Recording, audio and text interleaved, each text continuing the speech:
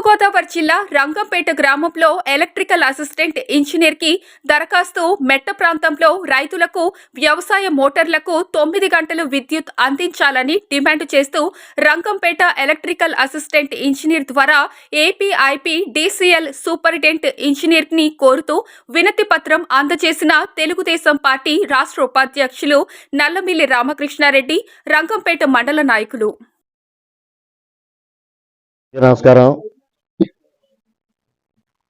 ఇవాళ వాతావరణం మారుతున్న పరిస్థితుల్లో ఉష్ణోగ్రతలు రోజు రోజుకి పగటి ఉష్ణోగ్రతలు పెరుగుతున్న నేపథ్యంలో ఇవాళ మెట్ట ప్రాంతంలో రైతులు పరిస్థితి దినదినగండంగా మారింది.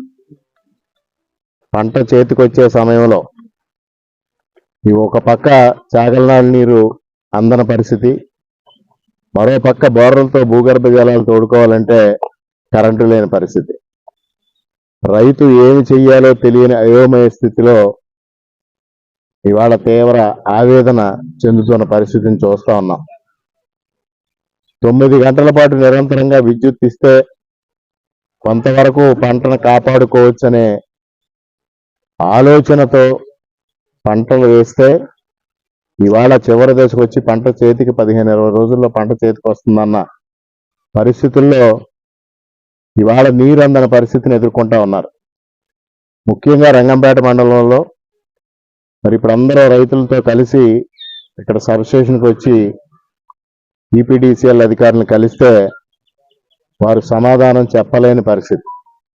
అంటే దాని అర్థం 7 గంటల మించి ఇవ్వలేము అనేది వారు మౌనంగా అంగీకరించడం జరుగుతూ ఉంది.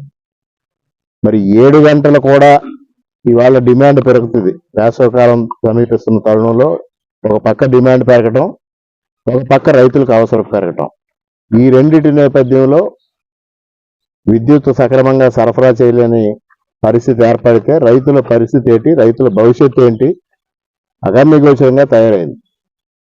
దీనికి ఇక్కడ స్థానిక నాయకులు ఏ విధమైన సమాధానం చెప్పరు. ఆనాడు చాగలనాడిని జ్యోతుల్ నెహ్రూ గారి శాసనసభ్యులుగా ఉండగా ఏర్పాటు చేస్తే 10 సంవత్సరాల కాంగ్రెస్ పాలనలో నిర్వీర్యం అయిపోయింది. తదుపరి మరలా మేము అధికారంలోకి వచ్చిన తర్వాత 7 కోట్లు ఖర్చు పెట్టి దాన్ని మరలా రిపేర్స్ పూర్తి చేసి పునరుద్ధరించి రైతులకు అందుబాటులోకి తెస్తే మరలా ఇవాళ డీఫంక్ట్ అయిపోయిన పరిస్థితిని చూస్తా ఉన్నాం. కనీసం ఇక్కడ స్థానిక శాసనసభ్యుడు రంగంపేట మండలాన్ని విపరీతంగా దోచుకున్న పరిస్థితి. కానీ రంగంపేట మండలం పట్ల ఏమాత్రం శ్రద్ధ లేదు. రంగంపేట మండలాన్ని పూర్తిగా వివక్షత చూపిస్తున్న పరిస్థితిని చూస్తా ఉన్నాం. ఇక రోడ్ల పరిస్థితి కానివ్వండి, ఇక్కడ సాగునీటి పరిస్థితి కానివ్వండి, ఏ రంగంలో తీసుకున్న ఈ మండలాన్ని పూర్తిగా దూరంగా పెట్టడం జరిగింది. మరి ఇవాళ రైతుల కష్టాలు తీర్చే నాదుడెవరు?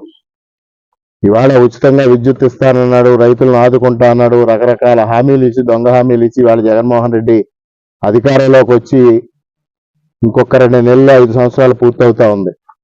కానీ వాళ్ళ రైతుల కష్టాల్లాగానే ఉన్నాయి. రైతులు తీవ్రమైన ఆవేదన చెందుతూ ఉన్నారు. క్షణం ఒక యుగం కింద గడుపుతా ఉన్నారు. అయినా ప్రభుత్వంలో కానీ అధికారుల్లో కానీ చలనం లేని పరిస్థితి. ఇవాళ తెలుగుదేశం పార్టీ, జనసేన పార్టీ వీళ్ళకి అండగా ఉంటాం. ఎట్టి పరిస్థితుల్లోని విద్యుత్ నిరంతరంగా వచ్చే విధంగా తెలుగుదేశం పార్టీ తరఫున జనసేన ఐక్యంగా పోరాడి సాధించే వరకు రైతులకు అండగా ఉంటామని కూడా ఎంతటి ఉద్యమానికైనా తెలుగుదేశం జనసేన కలిసి ముందుకు వెళ్ళి రైతుల పక్షాన్ని నిలబడతాం, రైతులకు అండగా నిలబడతామని ఈ సందర్భంగా తెలియజేస్తా ఉన్నాం.